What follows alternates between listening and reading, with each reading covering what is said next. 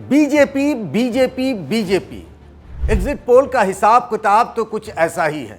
कहीं उसका clean sweep है तो कहीं बस बहुमत के आसपास।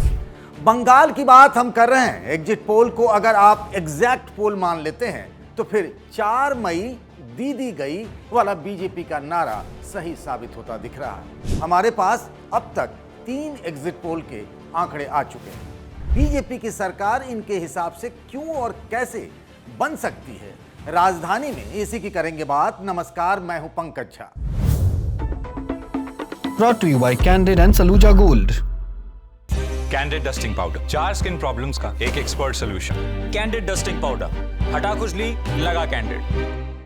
आज दूसरे चरण की वोटिंग का दिन था। ये पूरा फेज टीएमसी का गढ़ माना जाता है। इस पूरे इलाके में बीजेपी को पिछली बार सिर्फ 18 सीटें मिली थी, जबकि टीएमसी 123 सीट जीत गई थी। आप जानते हैं कि दूसरे दौर में 142 सीटों पर वोट डाले गए।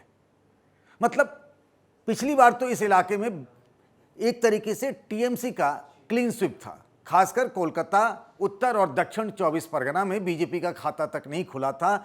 इस बार टीएमसी को रोकने के लिए बीजेपी ने पूरी ताकत झोंक दी और आज ये सब कुछ दिखा भी वोटिंग के दिन। लेकिन अब आते हैं मूल बिंदु पर, और वो है कि पूरा देश ये जानना चाहता है और कमोबेश सबका इंटरेस्ट अगर देखें, 5 राज्यों में विधानसभा के चुनाव हुए हैं, केरल, असम, पुडुचेरी, तमिलनाडु और बंगाल। लेकिन बात सिर्फ और सिर्फ अगर देखें कम से कम हिंदी पट्टी में, तो बंगाल के चुनाव हो रही है, जहां ममता बनर्जी की पिछले 15 साल से सरकार है। एक स्ट्रीट फाइटर, सूती कपड़े में लिपटी हुई हवाई चप्पल वाली ममता बनर्जी, उनकी सादगी, 2 कमरे का उनका मकान और जिस तरीके से वो हेड ऑन लड़ती रही हैं, उनका जिक्र हो रहा है। तो क्या ममता बनर्जी चौथी बार भी सत्ता में उनकी मतलब बनी रहेंगी, या फिर बीजेपी का एक सपना जो कहा गया था प्रधानमंत्री नरेंद्र मोदी की तरफ से कि स्वर्णिम काल बीजेपी का तब आएगा जब उड़ीसा, बंगाल और कहां बनेगी सरकार,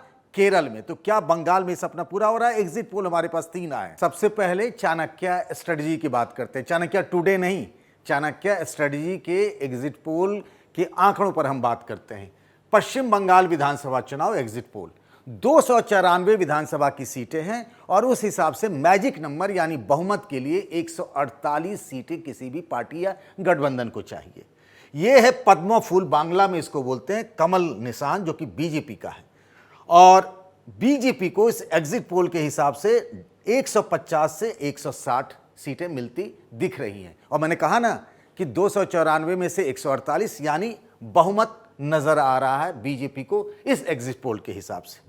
अब आइए तृणमूल कांग्रेस, ममता बनर्जी की पार्टी जो है टीएमसी, और ये देखिए बांग्ला में इसको बोलते हैं, ये डबल फूल है यहां पर, तृणमूल। और तृणमूल कांग्रेस को 130 से 140 सीटें इस एग्जिट पोल के हिसाब से मिल रही हैं, मतलब बहुमत से कम है। और यह है कांग्रेस पार्टी का। कांग्रेस इस बार अकेले अपने दम पे चुनाव लड़ रही है। राहुल गांधी ने 2 बार चुनाव दौरा किया, 6 विधानसभा सीटों पर गए, सभी मुस्लिम बाहुल इलाके में, मालदा, मुर्शिदाबाद, उत्तरी दिनाजपुर, और साथ ही आपको बताऊं कि 24 परगना जिले में भी गए थे राहुल गांधी। लेकिन कांग्रेस की हालत यह है कि मुश्किल से 2-4 सीटें ही उनको मिल रही हैं। अदर्स जो है उसमें 4-6 बताया गया है। उस 4-6 में आईएसएफ हो सकता है, हुमायूं कबीर की पार्टी भी हो सकती है। लेकिन सबसे बड़ा उलटफेर अगर देखेंगे तो 150 से 160 सीटें। पिछले विधानसभा चुनाव में बीजेपी को सिर्फ 77 सीटें मिली थी, हालांकि अमित शाह ने तब नारा दिया था 200 पार का, और इस बार तो बीजेपी ने कोई नारा ही नहीं दिया। हां, हम लोगों से बातचीत में अमित शाह ने कहा कि हम 170 से कहीं भी जा सकते हैं। तो ये 150 से 160 यानी कि इस एग्जिट पोल के नतीजों के हिसाब से देखें तो बीजेपी की सरकार बन रही है। जैसा हमने शुरुआत में कहा था कि बीजेपी और बीजेपी, तो तीनों एग्जिट पोल के आंकड़े जो हैं वो बीजेपी को सरकार बनाते हुए बता रहे हैं। अब अगर इसमें भी देख लें, जो हम बात कर रहे हैं मैट्रिक्स की, तो उसमें 146 से 161 है बीजेपी के लिए। मैजिक फिगर चाहिए 148, यानी सरकार बंगाल में बीजेपी की बन रही है। और ये वही सपना था नरेंद्र मोदी का, जो उन्होंने कहा था कि बीजेपी का गोल्डन एरा तब आएगा, स्वर्णिम काल, जब बंगाल में बीजेपी की सरकार बनेगी। वोट परसेंट के हिसाब से देखें तो बहुत ज़्यादा फर्क नहीं है। पिछले विधानसभा चुनाव में 38% था, इस बार 42.5% का है। और बहुत ज़्यादा नुकसान तो नहीं देखेंगे, 215 सीटें थी पिछली बार, लेकिन फिर भी अगर इस हिसाब से देखें टीएमसी को तो 125 से 140 उनको सीटें मिल रही हैं। और वोट परसेंट के हिसाब से देखें तो बहुत बड़ा नुकसान है। कहाँ तो पिछली विधानसभा चुनाव में 48% का वोट शेयर था, और नीचे अगर देखें अदर्स में तो 16.7% में सारी पार्टियां आ गई, कांग्रेस लेफ्ट से लेकर के जितनी भी पार्टियां चुनाव लड़ी थी आई सब के हिसाब से। तो ये रहा कि दूसरे यानी मैट्रिक्स के भी एग्जिट पोल में बीजेपी की सरकार बन रही है। अब हम बात करेंगे तीसरे और आखिरी जो अब तक आया है, और वो जो एग्जिट पोल है वो हम बात करेंगे पोल डायरी की। अब ये पोल डायरी के एग्जिट पोल के आंकड़े हैं। इसमें अगर बीजेपी देखिए 142 से 171, और जो बात हम कर रहे थे सबसे पहले जो हमने चाणक्य स्ट्रेटजी से शुरू किया था उसका भी वोट शेयर करीब इसी के आसपास था, 45.87%।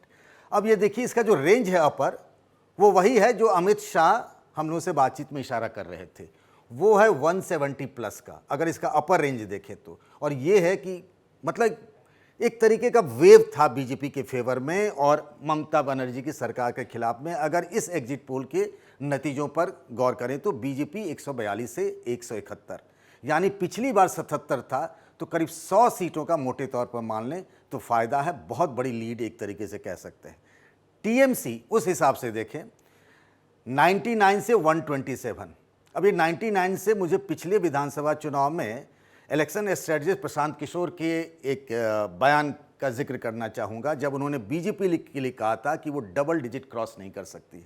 अब वो स्थिति आ रही है। अगर इसके आंकड़ों के हिसाब से देखें पोल डायरी के तो टीएमसी 99 तक जा सकती है, यानी 100 से नीचे 99 से 127, करीब 8% के वोट शेयर का नुकसान है, 40.32%। इसने कांग्रेस को भी 3 से 5 सीटें दी है, जो हम बार बार चर्चा कर रहे थे कि मालदा मुर्शिदाबाद के बेल्ट में जहां अधीर रंजन चौधरी चुनाव लड़ रहे हैं, उस बेल्ट में कांग्रेस के लिए 2-3 सीटों की संभावना नजर आ रही है। राहुल गांधी ने भी व्यापक चुनाव प्रचार किया था।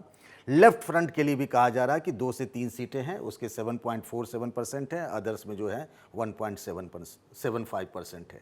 तो ये जो पोल डायरी के आंकड़े हैं, तो तीनों जो हमने आपको दिखाए, सबसे पहले चाणक्य स्ट्रेटजी, उसके बाद हमने आपको दिखाया मैट्रिक्स, और फिर उसके बाद आपको हमने आंकड़े दिखाए एग्जिट पोल के, और वो है ये पोल डायरी। भारत का सबसे भरोसेमंद सलूजा गोल्ड टीएमटी बार। Saluja gold TMT. अब सही पकड़े हो कॉन्ट्रैक्टर बाबू, मजबूती सब कुछ है।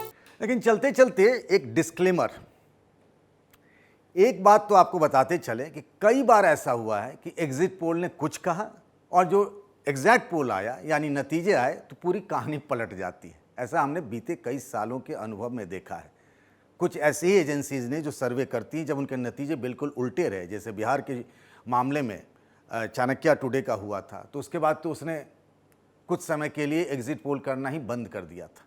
तो 3 के हमने आंकड़े बताए, आगे अभी और भी एजेंसी के कुछ आंकड़े बताएंगे, लेकिन असली तस्वीर जो है वो साफ होगी 4 मई को। तो 4 मई को भी हम फिर आपको बताएंगे कि कौन सी पार्टी जीती, तो उसकी क्या क्या वजह रही, और आने वाले समय में एक्सेस, माई इंडिया, सी वोटर, जन की बात, इन सब ने पिछले विधानसभा चुनाव में अपना अपना एग्जिट पोल दिखाया था। एक्सिस माई इंडिया का हिसाब ये रहा कि उन्होंने टीएमसी को 130 से 156 सीटें दी थी, जबकि बीजेपी को 134 से 160 सीटें उन्होंने दी थी, और बीजेपी तो 77 पर ही अटक गई थी।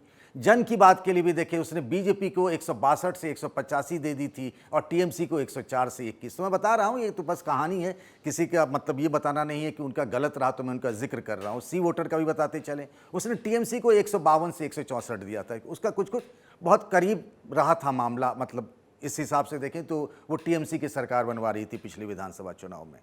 तो इसीलिए मैं कहूँगा कि 4 मई का इंतज़ार करिएगा, असली तस्वीर उसी दिन साफ होगी। आपको क्या लगता है कि ये जो 3 एग्जिट पोल हमने बताए वही बंगाल के लिए एग्जैक्ट पोल भी होंगे? बताइएगा ज़रूर। इस वीडियो को बनाने में हमारी मदद की हमारे साथी शुभम ने। बाकी खबरों के लिए बने रहिए द लल्लन टॉप के साथ।